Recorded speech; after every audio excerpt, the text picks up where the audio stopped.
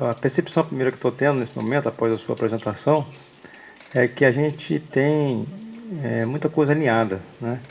E como eu também sou da universidade, sou da UENF, sou doutor na área de produção vegetal, às vezes a gente, quando está fora da universidade, a gente às vezes percebe que a sociedade e a universidade às vezes tem dificuldade de se comunicar. E eu vi que está bastante alinhado, é o que a gente está discutindo lá na prefeitura.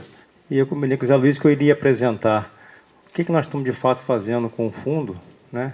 E nós vamos perceber que dentro que nós estamos discutindo o Fundecam, existe muita coisa alinhada com ciência, tecnologia e inovação.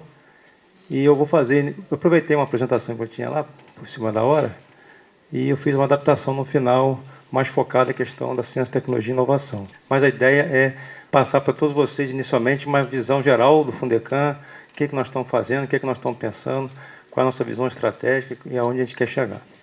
Na verdade, o Fundecam ele tem uma concepção recurso rocha de petróleo com finalidade de gerar desenvolvimento através de crédito, de financiamento. Foi constituída uma concepção inicial de focar instalação de indústrias, empresas âncoras para gerar o desenvolvimento local, na perspectiva que se um dia, ou no dia que deixar de existir petróleo, deixar de existir royalties, nós já estaríamos independentes, com a economia desenvolvida, né, e com isso não precisaria mais dos royalties. Então, hoje, na nossa discussão do governo Rosinha Garotinho, a gente tem uma visão clara, né, da prefeitura como um todo, que é ser referência na melhoria de qualidade de vida, resgatando a autoestima da população, o orgulho de ser campista por meio de iniciativas inovadoras e da gestão eficiente. O Fundecam, propriamente dito, nós temos como visão ser reconhecido nacionalmente até 2016 como instituição eficaz de fomento ao desenvolvimento sustentável, com geração de emprego, trabalho e renda, com benefício da sociedade de Campos do Goytacazes. A nossa missão é fomentar o desenvolvimento municipal sustentável por meio da promoção de acesso ao crédito orientado e assistido para empresas, empreendedores e projetos na área de ciência, tecnologia e inovação.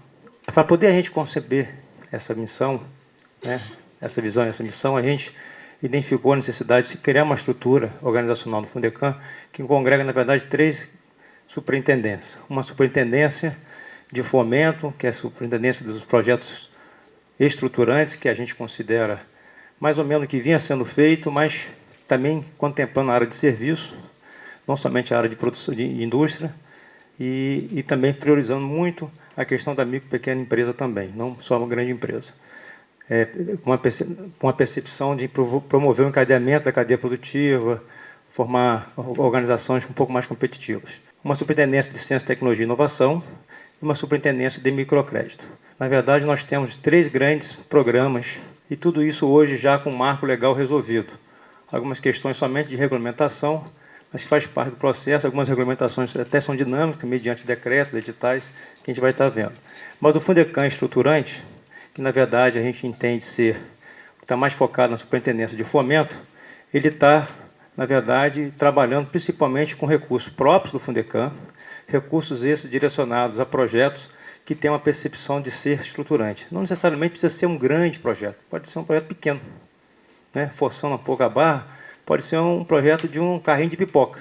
Se for entendido como estruturante, ele vai fazer um diferencial na atividade econômica, numa cadeia produtiva, ele vai de fato fazer acontecer algo diferente, né, no ambiente local, sob o aspecto de econômico, ambiental ou até mesmo social, ele pode ser financiado direto.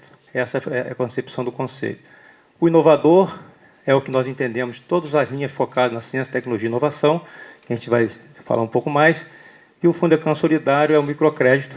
Hoje nós já financiamos pessoas físicas, né, na concepção da economia solidária, empreendedor individual e tudo mais. Então, o estruturante ele tem aí essa concepção. Na verdade, a gente tem como objetivo consolidar polos produtivos de forma bastante competitiva na nossa região, respeitando as nossas vocações, as nossas tradições, mas principalmente as nossas oportunidades e o potencial. Nós tivemos aqui ações significativas nesses 2 anos. A primeira foi a reestruturação da lei, ações judiciais de vários projetos que nós encontramos que, infelizmente, exemplos ruins, tomamos providências judiciais devidas, necessárias, implementamos uma coisa simples, mas que não era comum no processo de gestão do fundo, que é a inclusão do Serasa, daqueles casos de problemas e, por incrível que pareça, tem um efeito resposta imediato. Quando você notifica uma pessoa que está, por uma razão qualquer, inadimplente, descumprindo um contrato no Serasa, isso até afeta o mercado imediatamente, e a gente trabalhou aí usando o critério do BNDES e o Serasa em conjunto. Ações de rodada de negócio, percebemos a importância enorme da gente estar investindo muito no empresário local. O campista ele tem um espírito empreendedor nato, mas ele também precisa rever paradigmas e empresariar melhor. Então, programas do Sebrae, aí, como o Empretec, têm dado bons resultados. Reestruturamos um programa da cadeia produtiva da cana, que é o Fundecana, hoje com concepção envolvendo a universidade, como auditor tecnológico, enfim, dando mais abertura. Estamos criando um programa focado para a cadeia do leite, pecuária de corte, não necessariamente bovino, pode ser ovino, pode ser leite caprino e tudo mais. Estamos aí trabalhando com 2 projetos significativos na área de bebidas, refrigerante Coroa, uma outra empresa região do Espírito Santo. Estamos buscando a normatização dos procedimentos do Fundecam. A gente quer ver se ainda esse ano a gente conquista a ISO 9000 do Fundecam, que a gente considera importante para servir de exemplo, principalmente para os empresários locais. E aí tem aí já recuperações de recursos perdidos, 17 milhões. Estamos 22 novos projetos já aprovados, uma perspectiva de gerar 2.000 empregos. E aí, para o próximo 2 anos, a gente hoje já tem uma outra linha inovadora que a gente criou. Hoje a gente utiliza as linhas do banco, o Fundecam equaliza as taxas de juros, a gente usa todas as linhas do banco. Hoje nós estamos oferecendo, inclusive, recursos para um segmento que normalmente não pode ser colocado diretamente pelo Fundecam, com recurso de royalties de petróleo, que é o pessoal do comércio. Então, hoje os lojistas também estão sendo contemplados. Enfim, esse é o estruturante. Aqui é uma ideia geral desses 22 projetos, aonde eles estão distribuídos no município. Temos em Morro do Coco um hotel, temos aqui em Travessão, vários aqui na cidade, aqui na Ceramista, enfim, na Baixada. Tem um aqui lá, uma empresa de agroindústria de doce, Arte Doce, que você já deve conhecer. Temos um frigorífico no Farol, que vai ser, inclusive, inaugurado quarta-feira. Ele vai ser o primeiro frigorífico no Farol que vai ter serviço de inspeção federal, alguma licença ambiental em dia, até para servir de exemplo para os demais. Aí que tem aqui a indústria de transformação, vários projetos na área de serviço, metal mecânico, alimentos, vestuário, que é um setor extremamente importante no aspecto de empregar, agronegócio, agroindústria. O inovador, que tem uma sintonia mais direta com a universidade, eu vou dar uma passada rápida, depois lá na frente eu entro mais em detalhes, mas na verdade a gente inovou muito o Fundecam a partir do momento que a gente aceitou o desafio de trazer para dentro do Fundecam a discussão de recursos de linhas especiais para ciência e tecnologia. Tem uma discussão, um compromisso da prefeita de criar um fundo municipal de ciência e tecnologia. Discutimos isso bastante, de que forma isso pode se tornar operacional, prático. E aí a gente percebeu que a estrutura do Fundecam poderia, pelo menos no primeiro momento, receber essa missão, que a gente elaborou, discutiu bastante, inclusive aqui o Zé Luiz participou de alguns debates. A gente discutiu, criamos um marco legal, onde na estrutura do Fundecam cria-se uma superintendência de ciência e tecnologia. A superintendência é essa que passa a ter um comitê de ciência e tecnologia, com representações das instituições de ciência e tecnologia, da sociedade, da prefeitura, com liberdade de definir diretrizes e assessora o conselho gestor, e o conselho gestor dá autonomia para as coisas acontecerem. Então, fizemos isso, e aí, na própria lei, a gente percebeu a necessidade de se discutir um plano municipal de ciência e tecnologia numa visão um pouco maior, não só imediatista, mas plurianual. E como fazer isso no dia a dia, contemplando as discussões com as próprias universidades, com a própria academia e o setor produtivo, onde todo mundo tem sua vida, seu dia a dia. A gente percebeu que a ideia era linda, mas não estava se tornando prática. Aí percebemos a necessidade, uma estratégia, de que talvez seria interessante nós identificarmos um parceiro, uma instituição de ciência e tecnologia, que pudesse ser identificada, né, no ambiente local, regional, que pudesse nos assessorar no período de 6 meses a 1 ano, para criar um ambiente de discussão e construir esse plano. E estamos tomando a providência nesse sentido. Então, o Comitê Técnico Municipal, previsto na lei, ele hoje é um comitê interino, com participações abertas de diversas pessoas, mas a gente está nessa discussão. Mais à frente eu volto a esse assunto. O objetivo desse processo é, de fato, a gente criar um polo tecnológico municipal consolidado, até pela disponibilidade e a riqueza que nós temos do capital de universidade e academia que já está instalado aqui e a se instalar. Ainda mais agora ouvindo uma palestra como essa, vendo esse papel do AGI aí, fantástico, dentro do que a gente imagina. Concessão de recursos do Fundecam inovador será realizada obedecendo os critérios definidos por chamadas públicas através de editais específicos. Nós não vamos inventar roda, nós vamos discutir esse plano, esse comitê vai definir as prioridades e aí nós vamos soltar editais, né, exatamente para serem contemplados os projetos nas áreas de prioridade estratégica. Então, nós aí em 2009, nós criamos a lei, o comitê, né, participação em projetos com apoio institucional voltado à inovação tecnológica. Nós participamos já, através desse setor, dando apoio a um edital do FINEP, de núcleo de inovação, com um laboratório de engenharia de produção da UENF, aqui de Campos. Tem lá toda uma expectativa de sair esse resultado, né, desses recursos. E estamos agora com a meta de lançar o Plano Municipal de Ciência e Tecnologia. Automaticamente, ao lançar o plano, a gente vai regulamentar a lei. A gente achou estratégico a gente não regulamentar a lei antes de discutir o plano, porque você acaba regulamentando a lei só para cumprir o processo burocrático. E a regulamentação quase que fica igual à lei, né? Então, a gente quer discutir o plano, que a gente já faz uma regulamentação já prática, objetiva, para poder, concomitantemente, ao discutir o plano, a redação da regulamentação fica pronta. E aí, automaticamente, a gente já quer emitir editais com método, ainda esse ano já está soltando editais para ciência e tecnologia. O Fundecam Solidário, que é o microcrédito, na verdade, a gente discutiu muito, inclusive por coincidência tem uma próxima mesa redonda a falar sobre economia solidária, a gente discutiu muito como fazer isso devidamente dentro do mundo atual dos conhecimentos, dos exemplos, dos players de sucesso de microcrédito no Brasil. A gente andou visitando vários exemplos, São Paulo, Nordeste, experiência do Banco do Nordeste, experiência do Banco de Palmas, que é um trabalho feito pelo Banco do Brasil, uma experiência também aqui no Espírito Santo, nosso crédito, do Bandes.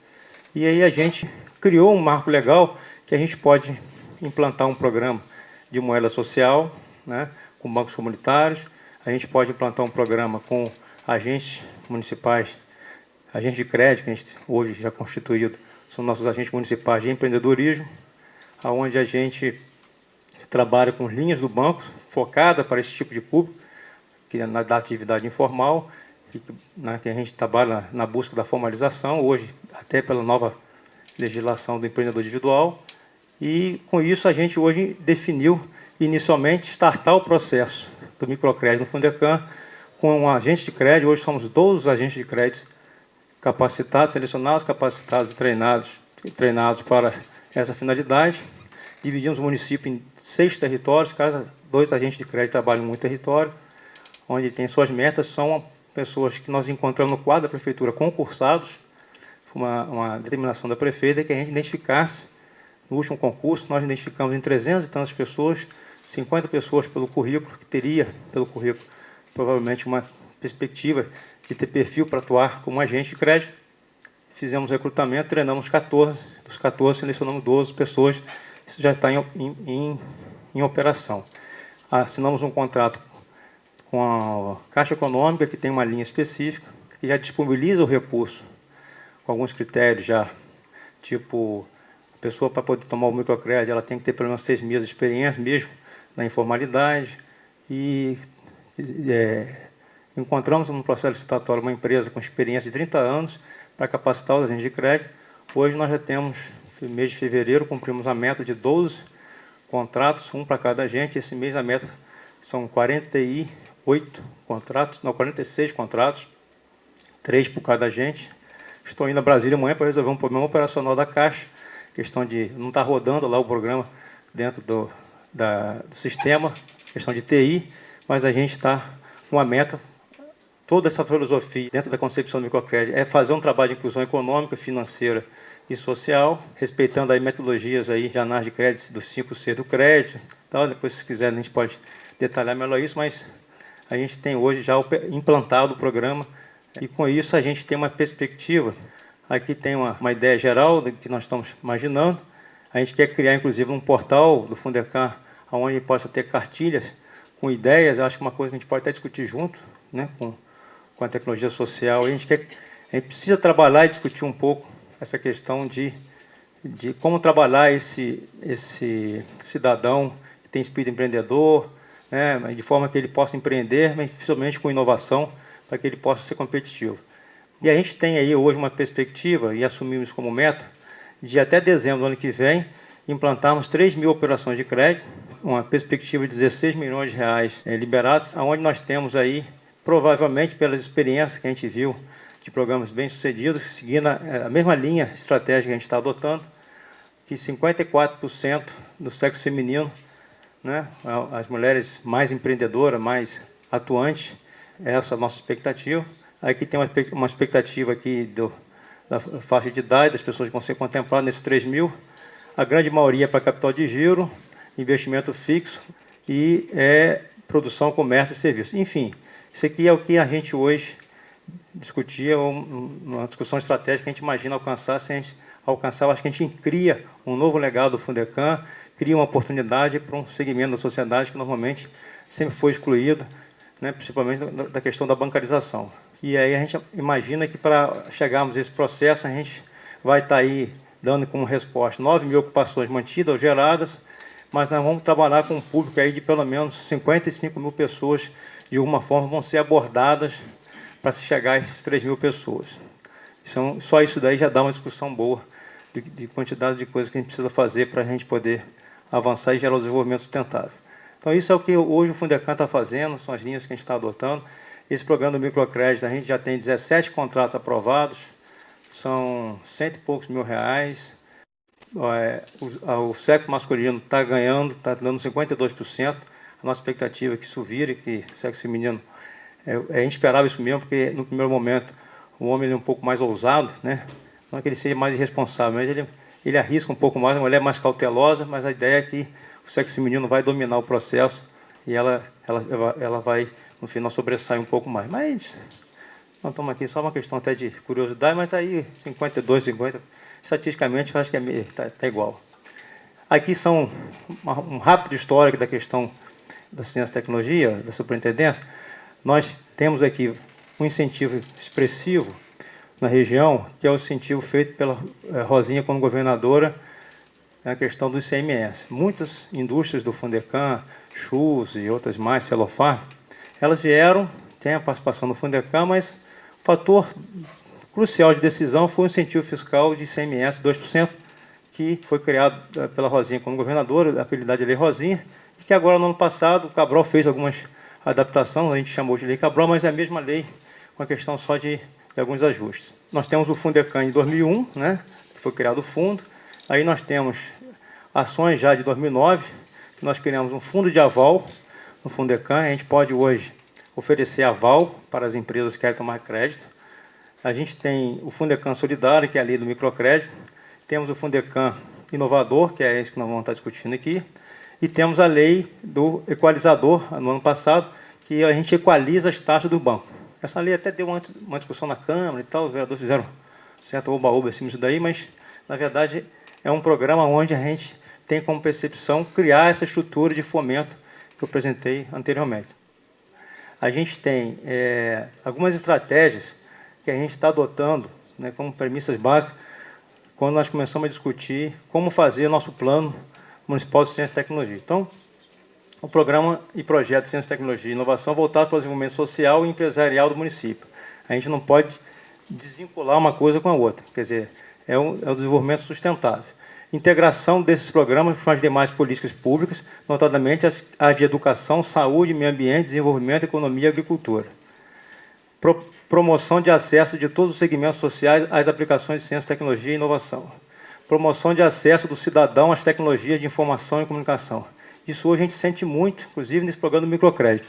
Como é carente a informação responsável, consistente, para esse cidadão que está aí hoje na busca, querendo uma oportunidade, e hoje ele já percebe que ele já tem um crédito, o crédito existe, já é uma realidade, e a gente precisa trabalhar agora também a questão do ambiente, da informação, da comunicação, para que ele possa, de fato, entrar numa coisa segura.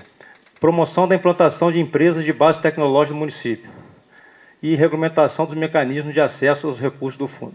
Então, a gente entende como princípios de dimensão estratégica para o comitê tratar e a gente construir um plano municipal de ciência, tecnologia e inovação, essas questões. Segue. Premissas significativas. Pode voltar. Volta. Não, pode mais um. Está dando conflito aí, bem que você falou, hein? Vai, vamos ver. Volta anterior. Mais um. Então segue, por favor.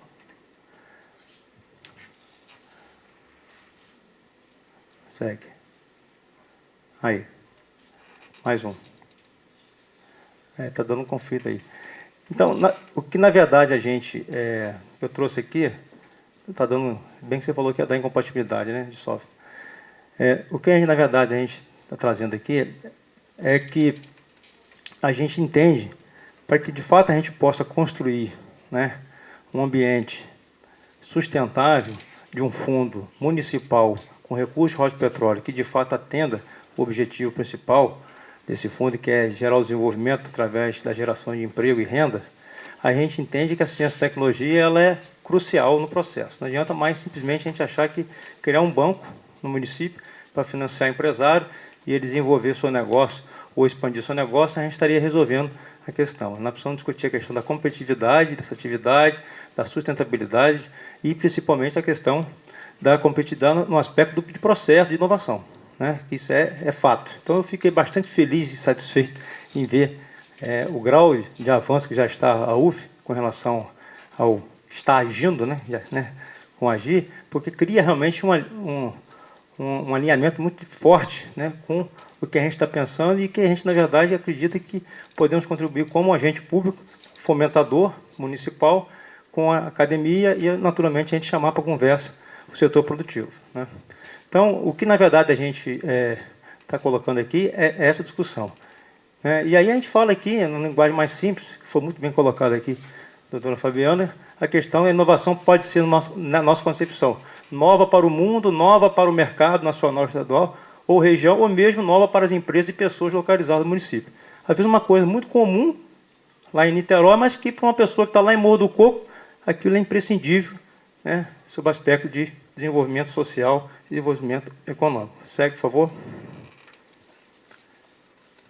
E o Conselho de Desenvolvimento Econômico está vinculado ao aumento da competitividade das empresas locais, geração de emprego e renda, como eu falei. Isso significa dizer que o plano do Fundecam Inovador deverá contemplar diretrizes estratégicas e ações que não só fortaleçam as instituições de ensino, pesquisa e inovação existentes, como contemple e apoie as novas empresas nascentes e as empresas maduras que se encontram na localidade. Ou seja, a gente vive hoje um momento, né, de investimentos expressivos na região, no estado, no país, né? O que está acontecendo com o investimento do Porto do Açu, né? O grande Porto do Açu, o complexo da Barra do Furado, são coisas que, né, eu estou com meus 40 e poucos anos, eu nunca vi, né, nós estamos tendo esse, eu acredito, privilégio. Se nós não estivermos preparados para colocar a sociedade para otimizar essa oportunidade, não, vai virar um caos social que, inclusive, diversos trabalhos desenvolvidos aqui pela universidade sinaliza exemplos, inclusive, de outras regiões, o que já aconteceu, que se a gente não andar rápido, não se organizar e não tiver atitudes públicas comprometidas e integradas, vai acontecer a mesma coisa que, né, já tem exemplos diversos para citar. Então, a gente entende que a contribuição nossa na questão de discutir esse plano é que a gente vai ter uma oportunidade, numa mesa redonda, de estar pontuando isso e ver que, de fato, a gente pode agir definitivamente, colocando recursos, liberando projetos. Segue, por favor. Então, a minha intenção, não sei se eu cumpri o prazo aí, mas a minha intenção foi exatamente colocar, Zé Luiz, a nossa percepção hoje, quando a gente fala ciência e tecnologia no Fundecam, liberar recursos, como é que a gente está pensando, como é que a gente está se organizando. Quero revelar, inclusive, que não é fácil. Eu estou tendo uma dificuldade enorme para construir esse processo por uma razão muito simples. Eu não consegui ainda constituir um grupo de pessoas que pudesse dar continuidade. A gente iniciou o programa convidando pessoas para trabalhar na superintendência com níveis de doutorado, né? Então tivemos o Dime, que deu uma grande contribuição. Acho que ele nem esquentou o diploma dele, já tinha chamado ele, defendeu a tese e correu lá para o Fundecam para a gente construir o processo. Passaram-se alguns meses, ele entusiasmado, ele entra na minha sala, emocionado, dizendo que não poderia continuar, que não ia poder perder a oportunidade de um concurso que ele fez e foi para a universidade fora. Entrou o outro, uma semana depois, saiu uma bolsa da FAPERJ pós-doc. Entrou a Renata, muito bem, antes do carnaval, entra na minha sala chorando e para. Já sei o que vai acontecer. Recebeu um convite de uma grande empresa de petróleo e gás de Macaé, que levou para a Alemanha fazer MBA, então foi embora. Mas a gente está construindo. Entendeu? Por um lado é ruim, mas por um lado é bom, que mostra e que quem quer arrumar um bom emprego, trabalha comigo no Fundecam bons dias, que logo, logo se enquadra. Tá bom? Obrigado.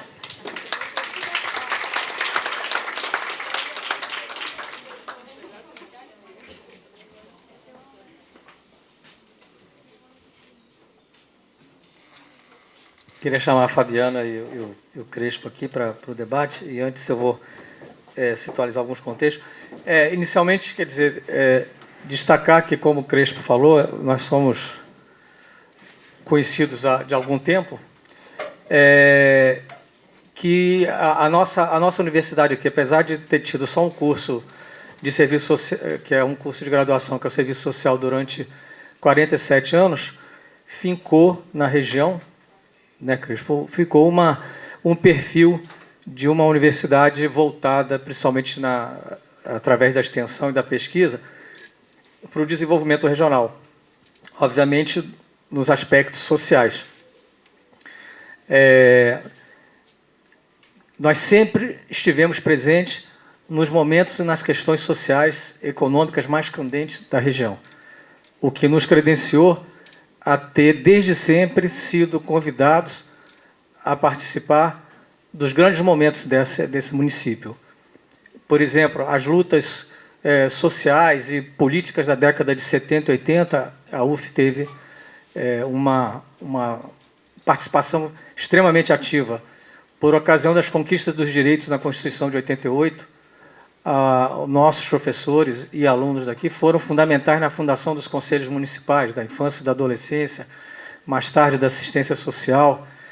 Temos sido, como eu digo, a casa das lutas sociais, das lutas populares. Aqui o MST tem essa universidade como a casa deles. Nós fazemos parte do comitê de combate ao trabalho análogo, ao trabalho escravo, e temos trabalhado com todas as administrações municipais, porque, na verdade, quer dizer, a gente entende que o lugar, como o Crespo falou, muitas vezes é uma relação difícil da universidade com o poder público, mas, no entanto, nós sempre tivemos muito claro a autonomia e independência da universidade, o compromisso com o pensamento crítico, mas também o compromisso com a construção. E sempre que foi possível encontrar convergência com os governos municipais, a gente sempre trabalhou. Por exemplo, eu quero citar, década de 80, a gente participou ativamente da construção do projeto especial Cidade Porte Médio, do Banco Mundial aqui em Campos, com a Prefeitura de Campos, que era a gestora do projeto.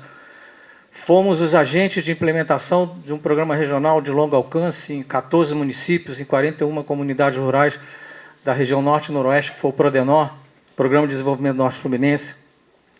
A cada 10 anos, desde a década de 90, a gente vem fazendo diagnósticos decenais, aproveitando os dados do censo, com financiamento da Prefeitura, para a Prefeitura, o diagnóstico das condições socioeconômicas das famílias de baixa renda, principalmente para chegar à problemática da infância e da adolescência. Temos participado, enfim, temos inúmeros trabalhos em comunidades, como Custodópolis, com os catadores de lixo. A nossa universidade aqui, nós, o Serviço Social, os professores, foram que fizeram o cadastro das 30 mil famílias do Bolsa Família para a Prefeitura de Campos. Então, historicamente, a gente tem demonstrado que o exercício da relação da universidade com o poder público, ela pode se manter como uma relação independente, autônoma, em que a gente é permanentemente crítico, permanentemente ligado aos movimentos populares e sociais, e, no entanto, consegue trabalhar com o poder público municipal na medida em que a gente compreende que isso é feito dentro de um espírito de construção de uma sociedade melhor, de um desenvolvimento melhor. E fruto dessa nossa tradição, quando nós constituímos a nossa unidade, nós demos o nome nós somos o Instituto de Ciências da Sociedade e Desenvolvimento Regional. Ou seja, temos um compromisso também desde sempre com o desenvolvimento regional. Por exemplo, eu fico extremamente feliz, fiquei muito feliz quando o Crespo assumiu o Fundecam, porque a gente já se conhecia, havia uma relação de confiança, a gente sabe da história pessoal e profissional do Crespo, uma figura correta, ilibada, extremamente ética e competente. E quando ele assumiu o Fundecam, eu havia feito uma pesquisa do Fundecam anterior, da primeira gestão, e essas irregularidades que ele falou, a gente identificou um conjunto de irregularidades no Fundecam. O que nós fizemos?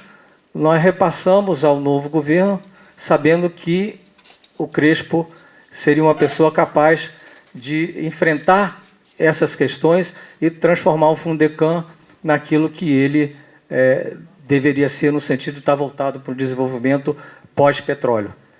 Ficamos felizes também porque a concepção que foi implementada no Fundecam corresponde a uma concepção, digamos assim, no campo do desenvolvimento local e regional, principalmente nas áreas produtoras de petróleo, aquilo que já vem sendo consensuado como a possibilidade de se construir realmente um processo de desenvolvimento enraizado, sustentado, baseado na diversificação e com uma das âncoras fincadas no microcrédito, no micro e pequeno produtor.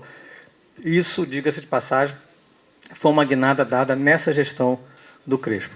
Então, dito isso, eu tenho só uma página que eu redigi aqui que fala um pouco como essa mesa, quer dizer, nós não tivemos a presença do representante vamos dizer assim, empresarial, né, que a gente convidou. Eu escrevi algumas linhas sobre o que deve balizar para nós essa relação da universidade com o poder público nesse campo do desenvolvimento. Inicialmente, quer dizer, a gente tem que lembrar sempre que a universidade tem um compromisso com a universalidade, ou seja, com a compreensão da realidade em toda a extensão, complexidade e diversidade, constituindo-se, no entanto, um dos agentes ou um dos atores desse processo de compreensão. O seu lugar estrito sensu é o da ciência, mas também o da técnica e da tecnologia. A universidade é o terreno da liberdade do pensamento, o que é até uma redundância, pois, como diz Milor Fernandes, livre pensar é só pensar. Por ser o terreno da liberdade do pensamento, o exercício da crítica é um dos fundamentos do alargamento do escopo do conhecimento que ela pode produzir. Portanto, o diálogo com a universidade deve ser sempre um diálogo de debate, de reflexão, com a ciência, com a técnica e a tecnologia, na perspectiva da crítica, da complexidade e da pluralidade. Da parte da universidade, compreender isso é ter a humildade de perceber que, num diálogo com o poder público, com relação à elaboração de políticas públicas, o seu lugar não é o de ensinar, dirigir, revelar, desvelar, orientar, mas sim o de apresentar um conjunto de pontos de vista de base científica, assim como é também o lugar de escutar outros pontos de vista, no sentido mais profundo e complexo da escuta, que é aquela que se abre para ser afetado e transformado pela palavra do outro. Pontos de vista esses tão ricos, complexos e valiosos quanto os pontos de vista científicos prevalecentes na universidade, que estão presentes no âmbito do poder público, ligado à vivência da política, à relação com o povo, num determinado plano, onde a universidade também está presente, mas como um dos atores, um dos agentes. A dimensão político-administrativa possui racionalidades, práticas e culturas distintas. O campo das políticas públicas, no qual poderíamos situar o desenvolvimento regional, é feito do encontro de vários e diversos atores. O que não significa, porém, que a política e a ideologia são privilégios do poder público. Tanto do ponto de vista dos administradores, técnicos e políticos detentores de cargos eletivos, ou seja, do poder público, no seu sentido mais abrangente, quanto no ponto de vista dos membros da academia universitária, a ideologia e a política, com ênfase e formas diferenciadas, obviamente estão sempre presentes. Na escolha do que pesquisar, seja por demanda do poder público e da sociedade, seja por iniciativa dos professores e pesquisadores universitários, o que é privilegiado, o que é privilegiado está condicionado por suas concepções, mais ou menos ideológicas, mais ou menos científicas, mais ou menos pragmáticas, mais ou menos sistemáticas ou espontâneas. Concepções de vida, de mundo, de sociedade, de indivíduo e, mais concretamente, de administração e de políticas públicas. Ninguém é neutro, ou melhor, ninguém consegue ser neutro. Ou, ainda melhor, ninguém deve ser neutro com relação à política e à ideologia. O seu exercício é que guarda diferenças importantes se consideramos, como neste caso, a universidade e o poder público. A administração pública e a universidade são dois campos onde se exerce a política e a ideologia, seja na escolha dos objetos de pesquisa, seja na escolha das políticas e das ações públicas, materializados no privilegiamento de quem são os agentes e os beneficiários principais de suas ações. No entanto, é óbvio também que suas finalidades, seu material de trabalho, seus locais concretos e seus âmbitos de atuação são distintos, o que implica em ritmos, áreas dinâmicas e códigos próprios de atuação. Assim sendo, representam leituras e lugares distintos numa mesma realidade altamente complexa, que necessitam se confrontar, dialogar para cooperar ou afirmar oposições.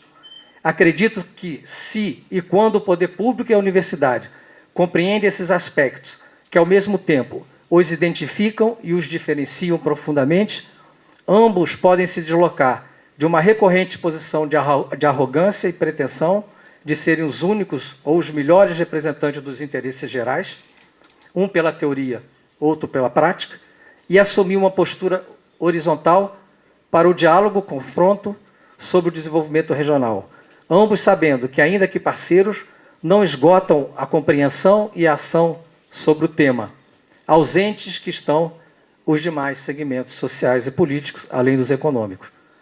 No plano concreto, essas parcerias se dão tanto na formação, cursos de extensão, pós-graduação, por exemplo, quanto na pesquisa e na extensão universitária, na qual temos uma longa tradição, aqui em Campos, com relação ao poder público, através do curso de serviço social, como eu já falei. Portanto, com essa tradição, acredito que poderemos avançar aqui hoje na discussão do tema específico do desenvolvimento regional, no diálogo com a administração municipal.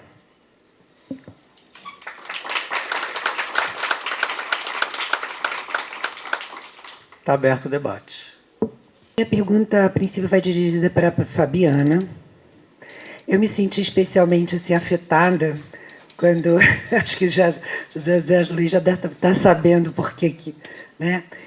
Me senti especialmente afetada quando, na sua exposição, né, ao falar de inovação, você colocou um quadro, né, sobre a psicanálise moderna, e nós estamos começando esse semestre o nosso curso de psicologia, e tudo que eu vou fazer resistência será justamente a essa modernidade, né, porque não combina com a psicanálise. Mas, de qualquer maneira, eu queria entender um pouco mais a questão do que você está chamando de inovação, porque esse entendimento de inovação associado à ideia da psicanálise não combinou muito bem para a minha cabeça.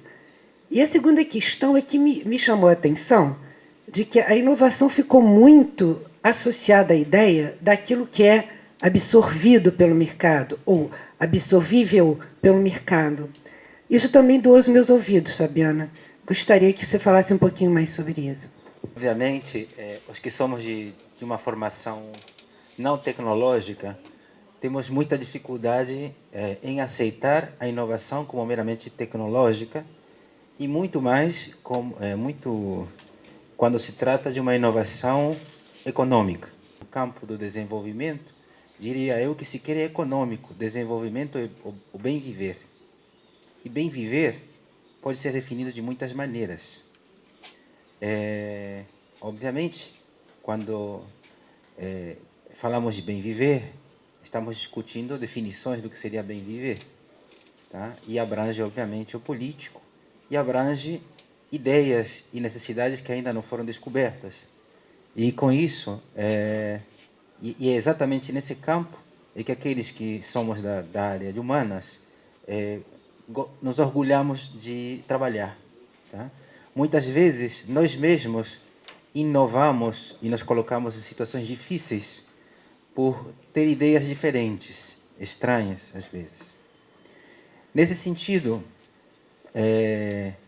penso, e o meu desafio é uma ideia, nesse caso, é o bom viver como desenvolvimento regional.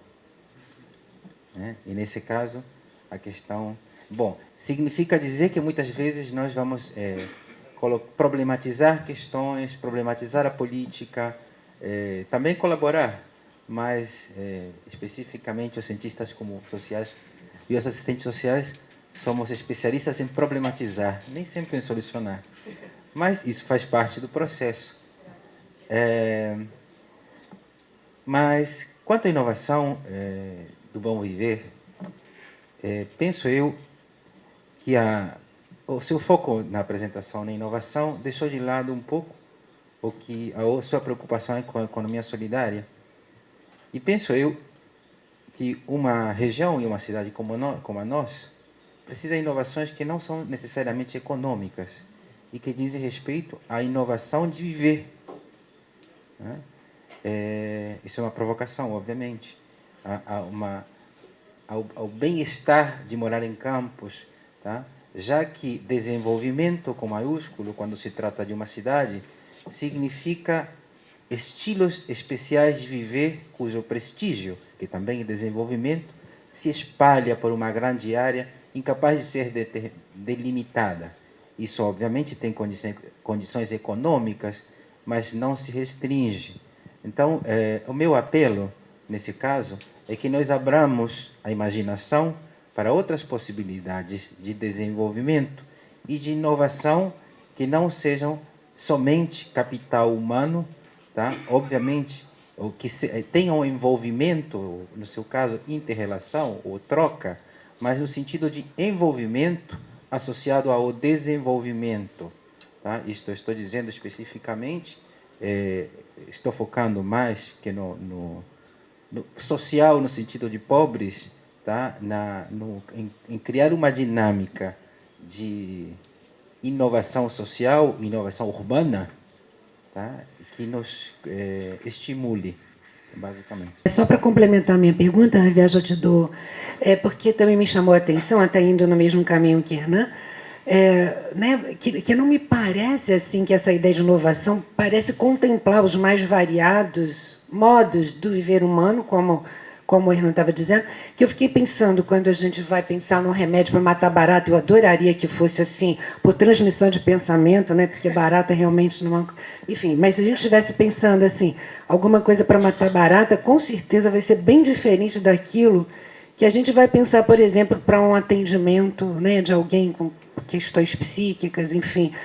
Ou seja, que é o objeto das ciências humanas. Eu acho que ficou muito pouco claro esse tipo de inovação nesses dois campos que me parecem bem diversos. É só isso que eu quero acrescentar. Então, só uma pergunta para Eduardo poder desenvolver um pouco mais. Você falou muito rápido do Fundecam Solidário. Então, eu queria que você falasse um pouquinho mais em que consiste, se é só microcrédito, se é crédito, como lidar com crédito para pessoas que não têm os recursos que os bancos melhor intencionados, se isso existe, têm. Né? Então, se você puder falar um pouquinho mais sobre isso, que começou em 2009. Agora eu queria fazer a pergunta direta, né, ao Crespo. O Crespo é o colega lá da UENF, tempo da UENF, né? Eu fico feliz, o Crespo, com relação aí ao seu trabalho no Fundecam. Mas nos preocupa realmente o seguinte, a gente parte do princípio que eu acho que nós temos que partir, quer dizer, somos um município, uma região, né, subdesenvolvida no sentido teórico da palavra, né, atrasada ainda, precisamos galgar vários passos para chegarmos a um nível de desenvolvimento social, econômico, político, entre outros. Né, e o Fundecam realmente surge com uma proposta, até por modelos de utilização de parte dos recursos de royalties de países e regiões envolvidas. E aí a minha pergunta para ti é o seguinte, o que você está conseguindo enxergar? Quer dizer, a proposta é muito boa, a ideia é muito boa, mas efetivamente, né, em termos de mudança social, o que você conseguiu ver nesse período da sua gestão em relação ao passado? questão da realidade, ela vai de encontro aqui até a posições que foram colocadas, né, em termos pela Elizabeth, pelo Hernan e também pelo Rosendo. Quando eu vejo, na realidade, quando eu estou diante de uma mesa que trata, né, de questões relacionadas ao desenvolvimento regional ou da própria universidade, né, voltada por projetos de inovação, né, mas que estejam no fundo, né, isso me parece que tem um viés, né, muito economicista, tanto por parte da prefeitura quanto por parte da própria universidade. Então, eu queria perguntar uma pergunta simples, mas complementar ao que foi comentado aqui pelos outros colegas. Quer dizer, o que a universidade pensa mais em inovação? Eu quero crer muito mais numa visão de mercado do que numa visão institucional, né, comprometida com algo mais ampliado. E da prefeitura, eu queria saber também essas inovações, esse fomento, né, ao desenvolvimento regional da prefeitura, vocês acham que, pelo viés econômico, é possível vocês corrigir essas estruturas sociais locais que são extremamente graves, né? Eu vou começar, quer dizer, respondendo a colega Elizabeth Hernan com relação... Foi uma provocação aquilo ali. Aquilo é um cartoon, né? E, na verdade, aquela provocação foi exatamente para mostrar que aquilo não é inovação. Então, eu não sei se eu me fiz bem entender. Eu acho que não. Pelo comentário dos colegas, eu acho que não fui muito clara, né? O que eu coloquei ali é que, às vezes, a pessoa pode ter uma ideia, né? Mas aquilo nunca vai ser absorvido. E o absorvido, quando eu falo absorvido, não é só mercado, é absorvido por sociedade, é absorvido por uma comunidade. Não é só no aspecto economicista, como o colega Rosendo colocou. Quer dizer, é absorvido no sentido de ser, de fato, utilizado. Então, eu não sou da área de psicologia, mas minha percepção é que aquela psicanálise moderna nunca seria absorvida, nunca seria incorporada como um meio. Né? Mas eu não sou da área. E, pelo que eu percebi, eu acho que dificilmente seria, né? Pelo comentário, que não seria mesmo. Mas eu coloquei aquele cartoon, da mesma forma do cheeseburger com angioplastia, porque nunca ninguém vai comprar um cheeseburger associado a possibilidade de ter... Quer dizer, pode até saber que o cheeseburger gorduroso, né, pode causar, né, o problema nas artérias, mas ele não vai comprar as duas coisas casadas nunca. Então, foram provocações, da mesma forma do matador de barata, né, do papel higiênico, né, do acendedor de cigarro com uma lente, ninguém vai comprar isso, não existe. Por que eu coloquei aquilo ali? Para mostrar que, às vezes, as pessoas podem ter ideias. Ali eram brincadeiras, né? Mas podem ter ideias e que, se aquilo ali não virar, de alguma forma, uma coisa realizável, e realizável né, ou um produto em que a gente vai consumir esse produto, né, ou uma coisa que possa ser aplicável numa comunidade que não está, a gente não está querendo o bem-estar social, o bem-estar da forma de viver desse grupo, né, aí sim a gente vai considerar isso uma inovação. O Crespo colocou questões, por exemplo, você pode ter uma inovação que não é inovação, de repente, numa determinada região, e que, para outra, ela representa uma inovação.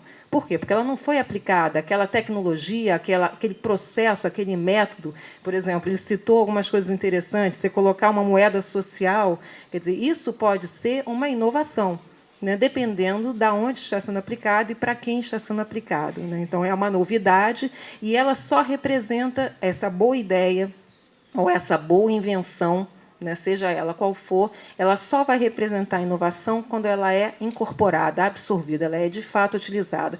E aí, eu não sei se eu estou tentando, não sei se agora estou sendo mais claro ou não, né? A ideia de absorvido é que é de uso. Né? E uso pode ser produto, pode ser uso no sentido da indústria produzir aquilo ali, pode ser uma coisa técnica produzida, uma coisa que nós, como consumidores, vamos utilizar e, obviamente, vai melhorar também o nosso dia a dia, né? Como a Elizabeth colocou, né? Eu posso ter um método de matar barata que não afete o meio ambiente, que não atinja a gente, é uma tecnologia que é boa para nós, né? E pode ser uma coisa que vai ser utilizada e que não tem nenhum valor econômico. Então, a visão que nós temos enquanto inovação dentro da universidade, e que foi também é uma visão também que a gente, de certa forma, que é uma discussão muito ampla, como o Zé Luiz colocou, né? O próprio programa de bolsas de iniciação do CNPq, quando nós fomos colocar as áreas que nós gostaríamos, né, de contemplar como bolsas de iniciação, inovação e desenvolvimento tecnológico, e falamos das áreas sociais, o CNPq falou assim, não, é só tecnológica. E eu falei assim, não, não é só tecnológica. A tecnologia ela pode dar suporte para resolver problemas de cunho social e não apenas de cunho empresarial e econômico, né? Então, eu acho que a gente está falando a mesma linguagem. Talvez eu não tenha me expressado corretamente ou da melhor forma em termos de passar a mensagem do que nós queremos, né? É claro que, né, esse movimento, a gente precisa que essa demanda da sociedade, seja a sociedade econômica, industrial, produtiva, seja a sociedade comunidade, seja a sociedade governo, né, que também demanda, né, da universidade também soluções, né, novos pensares, né, e se isso tudo que nós conseguimos fazer for de fato utilizado, sim, nós estaremos falando de inovação. Então, como é que quem percebe o que essa comunidade precisa? Eu falo por mim, né? Eu posso ter sensibilidade sobre o que a comunidade lá por exemplo, perto lá do Morro do Bumba necessita, demanda. Posso ter sensibilidade, mas dificilmente eu tenho o conhecimento, a competência para perceber como o grupo da área de ciências sociais, que convive, que tem uma bagagem que eu não tenho como engenheira, né? Mas, eventualmente, no momento que se percebe quais são as necessidades, eu, como engenheira, eu posso demonstrar que eu tenho tecnologia que possa dar suporte, né, para a solução dos problemas dessa comunidade. Não sei se está dentro do que... Quer dizer, eu espero que o susto daquela psicanálise moderna, né, não tenha sido tão forte, né? Mas a mensagem que eu queria mostrar era exatamente que não é assim, a ideia, a invenção, ela pode ser totalmente inusitada, e aquilo ali, de fato, para mim, é um exemplo do que não iria acontecer, como os demais produtos que eu mostrei, não a Gillette, não os posteriores. Não sei se eu respondi, Elizabeth, Hernan. Não sei quer dizer, é a visão que nós temos da universidade, né, no sentido de contemplação, né, contemplar inovação, de estimular, né, exatamente não apenas no âmbito economicista. Embora, né, como foi o colega colocou, a visão schumpeteriana é essa. Né? Fundamentalmente, é uma coisa que aumente, né, o setor produtivo, melhore o desenvolvimento econômico, mas a gente não consegue ver a melhoria do desenvolvimento econômico sem a melhoria do social. Então, essa é a visão que nós temos procurado implementar. É difícil de implementar isso, muito difícil, primeiro porque a comunicação, vocês vejam que eu aqui tentei passar uma mensagem e, mesmo assim, acho que a comunicação, às vezes, é complexa, né, porque a área humanas, sociais, se sente muitas vezes alijada do que é inovação, porque o que foi vendido sempre é inovação tecnológica, né? Mas, veja bem, inovação tecnológica ela pode ser aplicada e pode ser bem utilizada no meio social. Um novo processo não necessariamente é um processo tecnológico, né? Uma nova relação entre os agentes, os atores de uma comunidade que se estabeleça, ela pode representar uma inovação. Então, não é trivial, assim, eu acho que esse discurso da segunda mesa, talvez até a gente consiga avançar, discutir um pouquinho mais esses assuntos, né? E, bom, espero que tenha conseguido, né, responder aí a provocação. Pelo menos eu acho que esse cartoon foi bem colocado, foi o primeiro que eu coloquei aqui nessa apresentação, acho que deu para gerar uma boa polêmica. Obrigada. Como fazer isso acontecer? Aí é demais para mim, né? A gente não vai ter que discutir isso junto, né? A proposta é exatamente essa, da gente criar uma discussão de forma sistemática, para que a gente possa estar pontuando prioridades e aí estar liberando trabalhos, projetos, programas, para que a gente possa estar alcançando. Mas, na verdade, o que a gente quer realmente é discutir de uma forma transparente, democrática, né? O governo, junto com a atividade do setor produtivo e a academia, o que nós temos, que nós imaginamos, que nós queremos ser lá na frente. Então, estou tentando ser bastante objetivo para poder não prolongar muito aqui, porque o Luiz vai me dar um beliscão aqui, o tempo está passando. Uma outra questão, eu corroboro bastante aqui com a questão da psicanálise, né, que a Fabiana colocou muito bem. Eu acho que a filosofia é essa mesmo, Eu acho que é esse espírito, e eu também estou aprendendo muito aqui hoje também, deixa eu deixar bem claro isso, né? A gente está aqui fazendo uma grande troca aqui, né? Pelo menos eu estou recebendo, não sei se eu estou passando uma, mas estou recebendo bastante coisa. Por outro lado, a questão do Fundecam Solidário, eu não anotei o nome do Javier. Eu não sei se eu vou conseguir, em poucas palavras, de passar, mas o que, na verdade, a gente está buscando é fazer essas inclusões que existem, principalmente numa atividade informal que ninguém conhece. Né? A atividade informal que existe no Brasil, em campos, em se tratando, é de uma dimensão imaginável.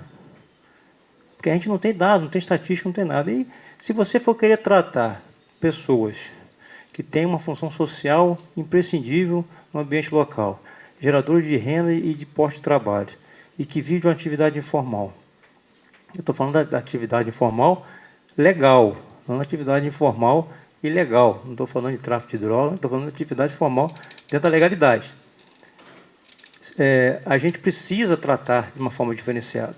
E os critérios adotados pelos agentes financeiros, eles não contemplam esse pessoal. Ou quando contemplam, colocam numa taxa financeira que é inviável.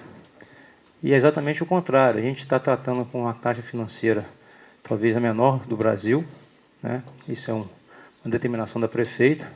Mas também não adianta fazer isso, senão você cria um processo de especulação natural. Porque nós somos seres humanos e todo mundo quer buscar, né, uma vantagem, alguma coisa. Então, existe todo um critério, um processo. Quero deixar o Fundecam extremamente aberto. Eu, pelo tempo, não vi que eu não trouxe número nenhum, tem todos os números lá. Está aberto para a gente discutir, ser feito levantamento. A gente está começando esse processo. A gente, por questão de estratégia, a gente está priorizando quem está na atividade informal estabelecido.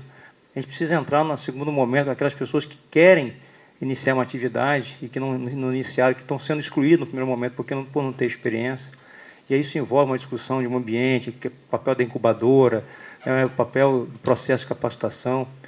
Já entrando um pouco na abordagem que foi feita lá também não anotei o nome, o Walter, a gente, na verdade, é longe de querer imaginar que nós estamos gerando desenvolvimento de campo através de um processo estipulado por um fundo através da questão da economia, econômica financeira.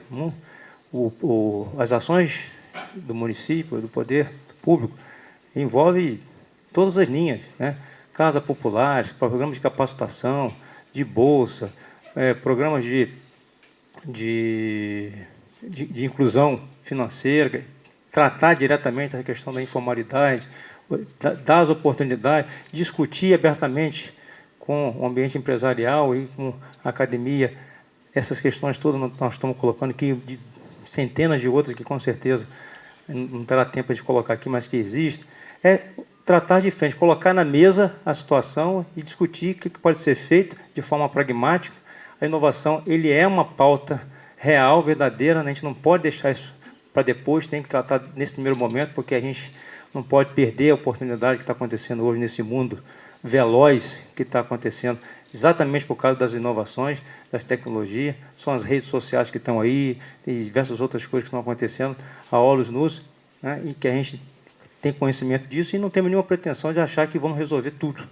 Mas nós precisamos saber o que somos e o que nós temos que percorrer com prioridade. A gente quer discutir isso aqui com a universidade. Essa questão, essa orientação, determinação que a prefeita me deu quando ela me convidou para restaurar o Fundecam e tentar trazer um modelo um pouco mais objetivo.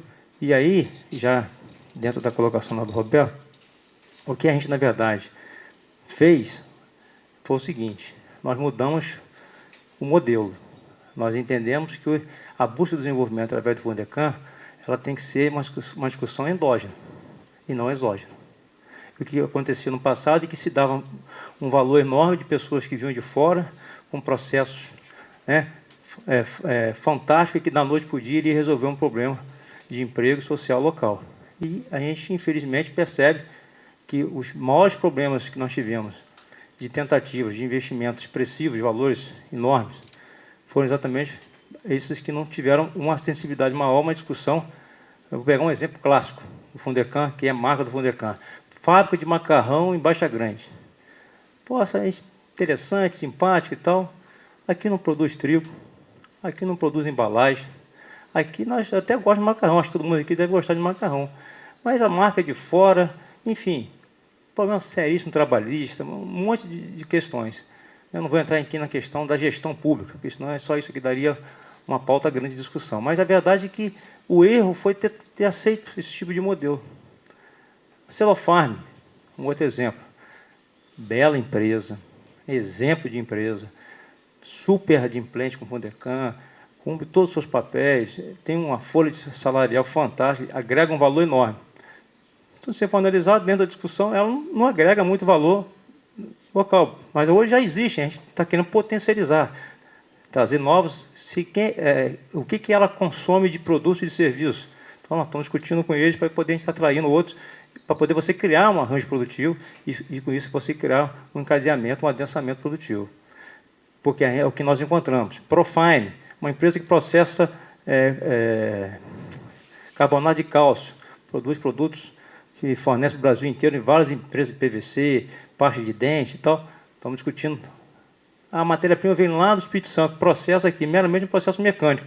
Mas já existe, está investindo. Então, hoje é uma realidade, a gente não está rasgando o passado, a gente quer olhar para frente.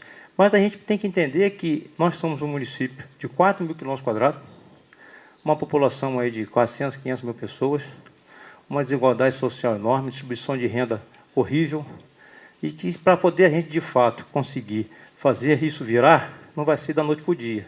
Mas a gente precisa começar, e a gente entende que, com esse processo de valorizando o empreendedor individual, valorizando a inovação, valorizando, né, a microempresa, valorizando o cidadão daqui, dando oportunidade, a gente acredita que a gente vira o jogo, né, pelo menos já bota na direção correta. Então, essa é a intenção. Com relação aos resultados, a gente, desses 22 projetos que nós já aprovamos, só 2 são de fora, os outros são empresas daqui, né? Então, isso não foi uma determinação, a gente não está contra o empresário de fora, a gente está buscando, né, o Ike Batista veio para cá, né, na região, está dando a sua contribuição, a gente está de olho, a gente quer o empresário de fora, mas a gente precisa dar oportunidade ao empresário daqui. E não vai ser só com crédito, é com capacitação, é com democratização da informação e muitas outras coisas que a gente precisa estar construindo isso junto. Deixa eu ver se eu acho que eu dei uma passada geral. Não sei se eu respondi a todos. Bem, eu queria agradecer imensamente a presença da Fabiana, do Crespo. Eu também achei que a mesa foi riquíssima, interessantíssima, e acho que criou um ambiente também para a gente aprofundar alguns aspectos dela no próximo painel. Eu queria dispensar a mesa, agradecer, parabenizar pela organização.